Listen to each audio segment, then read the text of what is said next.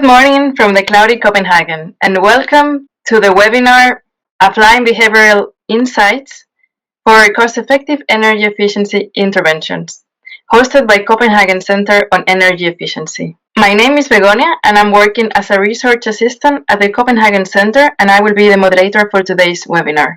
A couple of things before we move to the main content of our webinar. This webinar is going to be about 30 minutes long, including time for Q&A at the end. In case you cannot stay until the end or want to get back to our presentations, all the materials and recording of the whole webinar will be available online in a few days on the Copenhagen Center's Knowledge Management System. And we have many other webinars and information there. Have a look. I will give you more information in a few minutes. Before we start discussing about today's webinar, I would like to inform our attendees that we comply with the General Data Protection Act, also known as GDPR. This means that your personal data, such as name, email, workplace, is safely processed and stored, and all of your rights pursuant to the GDPR are respected. You have full access to the data being processed about you, and at any time you can request that inaccurate data be deleted or rectified. For access or further information, please contact with the people that are presented here.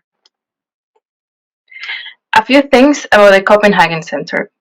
The Center conducts research and advisory activities in the field of energy efficiency and serves as Energy Efficiency Hub for the Sustainable Energy for All initiative.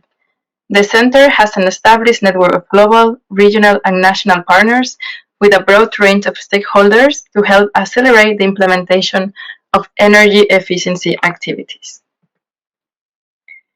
On a regular basis, the Copenhagen Center is conducting webinars. All materials, including recordings and presentations from previous webinars, can be found on Copenhagen Center's Knowledge Management System under the e-learning section. The material of today's webinar will be uploaded shortly, but until then, you can take one of the recommended webinars that are related to today's topic. Now, I would like to briefly introduce the speaker of today's webinar. Xianli, whose work focuses on analyzing and designing enabled policies and programs for energy efficiency improvement and climate change mitigation. Her work focus has shifted to energy efficiency since 2015. Currently, she works on improving the transparency of climate actions in China, the monitoring, reporting, and verification of district energy projects, as well as efficient cooling. Finally, I would like to inform that you can send us your question during the presentations, and we will do our best to answer as many as we can at the end. Please don't forget to mention, well, in this case we only have one panelist, so all the questions are going to be targeting to Xianli. And yeah, after this introduction of the webinar, I would like to give the floor to Xianli. Thanks a lot, Begonia, for the kind introduction. And yes, today, thanks to everyone for spending your Friday afternoon with me. I will talk about behavioral insights for energy efficiency, more effective energy efficiency policies and programs. Maybe you already know behavioral economics or behavioral science has been a new frontier in economic studies. In the past decades, there are several times actually the Nobel Economic Prize went to relevant experts, researchers on behavioral economics. So today I will first talk about the energy efficiency gap. We all know the energy efficiency actions can bring multiple benefits, but there are a large share of the potential are not tapped, opportunities are not going into reality. Then about the various governments, international UN organizations, World Bank, what they are doing to integrate energy efficiency, to motivate people to take energy efficiency action. Then in the end, we'll talk about this opportunity of a conference. That's the 6th European conference we will host on this topic of behavior and energy efficiency. First, about the energy efficiency benefits. Energy efficiency can bring a lot of benefits, including saving costs for households, for the country and also reducing greenhouse gas emissions, various air pollutions, and for the country, it can also reduce energy import. And it's often the cheapest and cleanest way to meet our demand without having to rely on fossil fuel. Therefore, IA also called it the first fuel. Energy efficiency is the first fuel. Globally, due to technology progress and various policies, you can see different countries and regions actually compared to their economic growth, their energy consumption are growing less fast. So that means over time, because of technology progress, actually countries are using less energy for generating the same amount of economic output. And this is partially thanks for technology progress, also partly because countries have a lot of policies in place, like building codes, standards, and labeling, and various vehicle fuel economy, and some obligations for industries. You can see different countries and policies are implementing such policies. And globally, you can think about how this energy efficiency opportunity or potential can be materialized. One is through technology, the other is from economics. Using the various policies is based on this neo-classic economics assumption. People are rational, they want to minimize their cost and maximize their benefit or utility. And the new frontier is also combining the sociology and the behavioral psychology factor into play for this purpose. That's what we are talking on today, behavioral economics or behavioral insights, understanding this issue. Globally, you can see like around 2/3 of the zero or very low cost energy efficiency opportunities are not really tapped. So that's what we call the energy efficiency gap. That's a puzzle because in economics, people will say that theoretically, if there's something is cheap or profitable, people will take such actions or implement these opportunities. But in reality, that's not happening.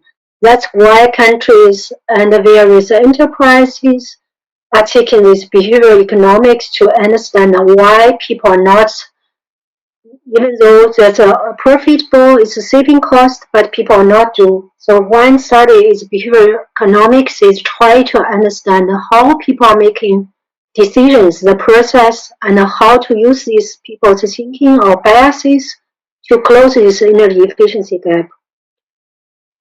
And one of the behavioral economics that finding is these two negative models of thinking.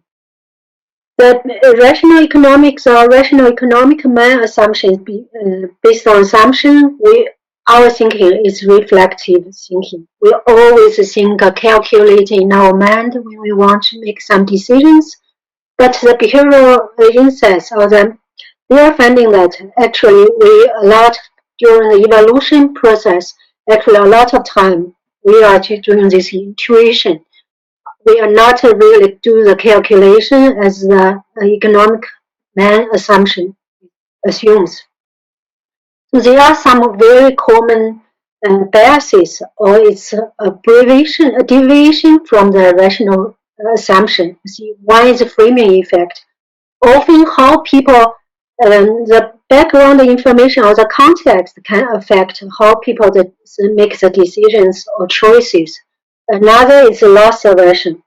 When people get it seems like when people get something, the pleasure is less than they lose something, the pain. So that's why when people get something, they really make it. Once they get it, they do not want to lose it or change. That's also the state of biases. And the endowment effect. Maybe you know, like your refrigerator or your washing machine, it's wasting energy, but you feel like we do not maybe not bother the trouble to change it. That kind of status quo biases. Also bounded willpower. We know every year a lot of people making the New Year resolution, but often by the time of February, you can see a large proportion of people do not follow through it. It seems over time people constantly overestimate their capacity, like people, how much time or effort you need to finish a task. It's an interesting study over many long decades. It seems people like renovating a kitchen, how much people estimate the cost. Often the reality is constantly more than double their estimate of the cost. Like this also apply to the project infrastructure budgeting. Often this over time you can see a lot of projects. The actual budget takes much more longer time and costs much more. But we do not really this constant biases. And also such kind of inconsistencies in willpower. How we with temporal differences, how we discount the money. This kind of biases. Another thing is people are not, although people are rational and a lot of times they based on economic calculations, but there are also many cases. People care about the society, care about how other people view them. That's good. Also people are willing to go out of the way to help others. They care about the society, care about the fairness. So this kind of motivation should be taken into account when you want to change people's behavior. So nudging is basically, it's not giving more subsidies to persuade people to take energy efficient actions. Instead, it's try to change the way to provide the information, to change the way how such options are presented.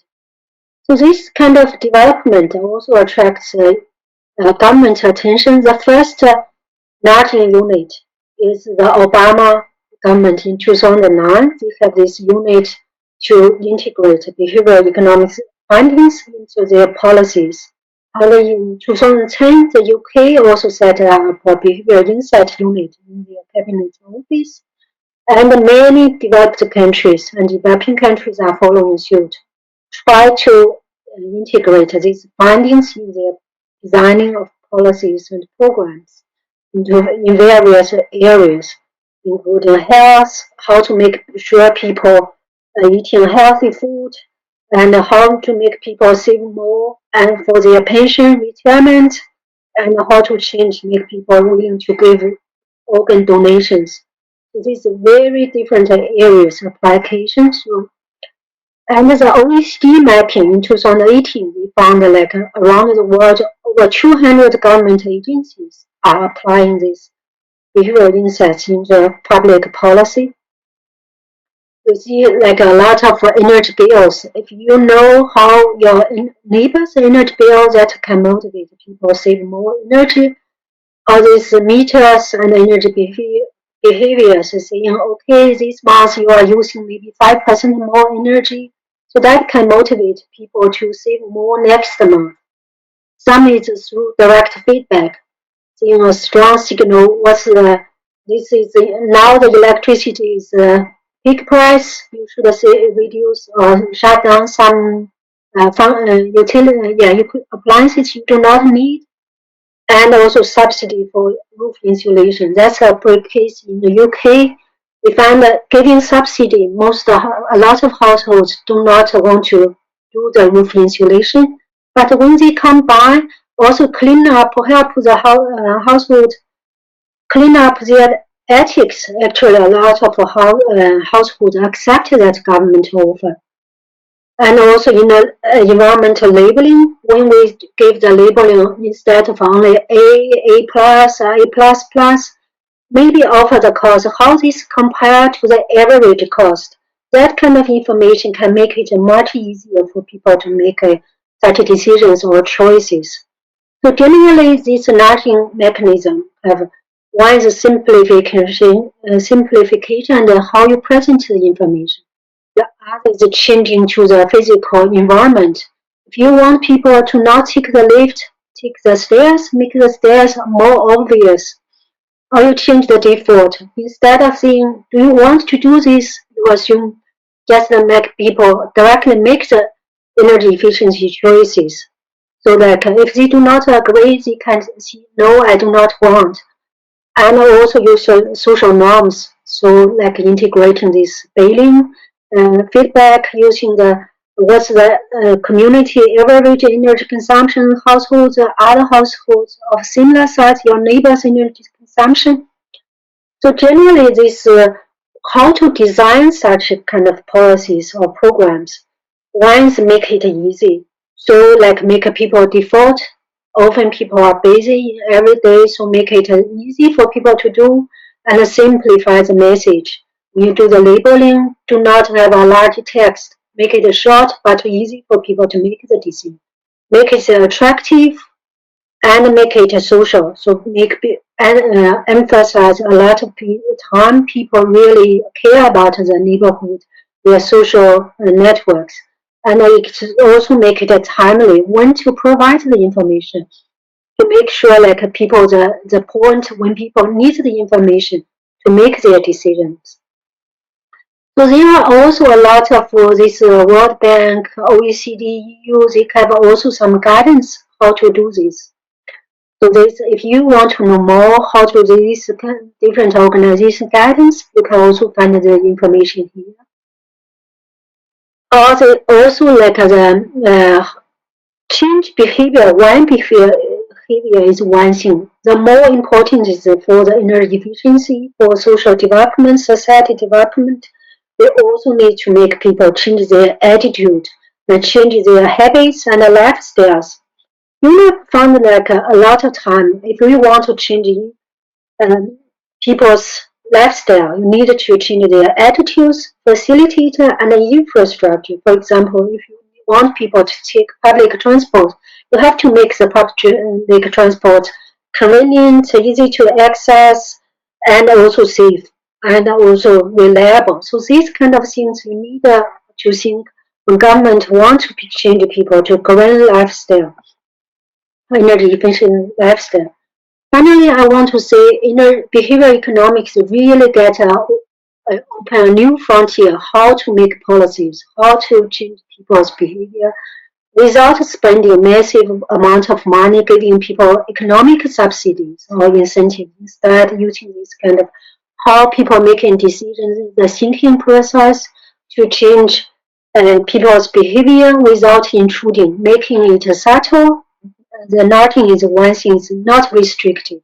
People still have the choice, able to change, but without also that without a lot of subsidy, actually it can be made very effective.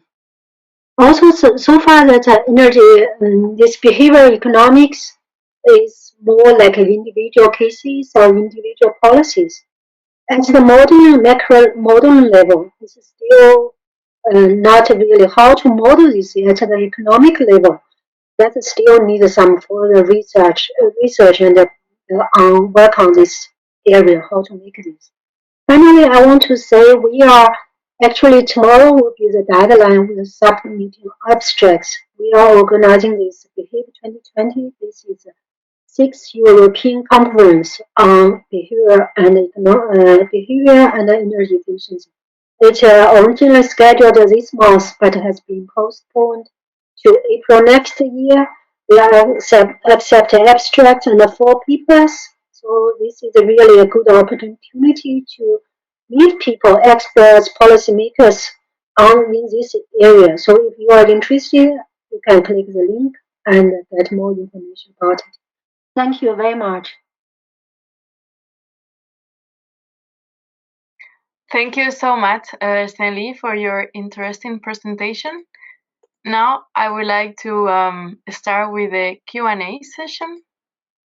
So we have received some interesting questions that I would like to introduce just in a second. So the first question is as follows. What are the main findings of behavioral economics, also known as behavioral insights? Yeah, the behavioral economics or behavioral insights, they find like people have a really true way of thinking. It's not really all the time making of calculations. Often we make decisions very quickly without assessing collecting all the data information. So that's why also we make some biases. That's not more than economic interest or we care about prices. Often we also care about how other people view us, we care about the society, and there are also other deviations. That's called human biases. Thank you so much, Xianli, for your elaborated response. A second question we have also received, is there some guidance on how to apply behavioral insights in energy efficiency interventions? Yes, as I presented, there are many organizations, some consulting companies or some NGOs, some also a lot of international organizations like the OECD, the EU, the World Bank, they all have some guidances on how to do this, also good examples on how they do in practice. And another question we have also received, Xianli, where can I get more information on the application of behavioral insights in energy efficiency policy and action designing? There you, as I provided those organizations, we have quite a few organizations have guidance I gave in the slides. Also, like as I mentioned, the EU European Conference is Behave Conference. The one we are going to have is the sixth one. So actually, there have five previous one. Every time this conference have every other year. So they have also proceedings, conferences. Have a lot of organizations have been studying this topic, how to make energy efficiency and behavioral economics, because people think it's really a good match. uh, Energy efficiency theoretically is save money, and behavioral economics is often seems a lot of time. It's because of this the lack of time, lack of attention that make people do not do it. So behavioral economics is really a promising solution for the issues in this area. Thank you so much, Xianli. And another question we have received regarding the NAT effect. So what about the durability of NAT's effects on energy reduction once people are aware of the NATs used? Yeah, people are often like a knowledge is not how to say. People know about the existence, still it can help a lot because this knowledge is more like make it easier for people or making the energy efficiency options more visible or it's the default so that people can still have the how to say can opt out like like this energy efficiency the government intentionally make this obvious or make it but still people it's often very effective. One typical example is like the organ donation. You are seeing like if you see opt out, in the Australia it's an opt out system. If you do not say that, so in Australia it's more than 90%. When you say option in Germany, it's more less than 20%. So that makes a big difference if you how you make present the choice, how you especially during our information age, how you make it a default choice. Like when you sell the energy efficient appliances, you make the energy efficiency most efficient option the default and how you present it. If you say this one costs 3,000 kroners, is it expensive? If you say okay, the other one actually cost 4,000, maybe then you think okay, this is cheaper. So how you present the options is still even learning. People do understand, but still it's quite effective in many cases. Thank you so much, Xianli. And another very interesting question we just received. Do you have any concrete cases where behavior insight nudging has resulted in tangible savings? Yeah, there are many studies on different examples how this is doing in practice. There are some is a small palette, some is large scale. So they are like especially like lighting appliances or the use of public transport. There are many cases. Often like is 20-30% of improvement. Many pellets. So that kind of yeah. If you want, we can really share with you data on specific cases. As I mentioned, one issue with behavioral economics is really embedded from case to case. So there's no macro level data. It's often like the specific cases. That kind of data, definitely there are a lot. Thank you so much, Xianli, for the detailed response to the questions. And ladies and gentlemen, finally we come to the end of the webinar. I would like to say thank you to Xianli for the informative and interesting presentation and to the audience for their participation. We hope that the presentation will be beneficial for all stakeholders involving energy efficiency, and thank you so much for your attention and wish you a good day or night from Copenhagen.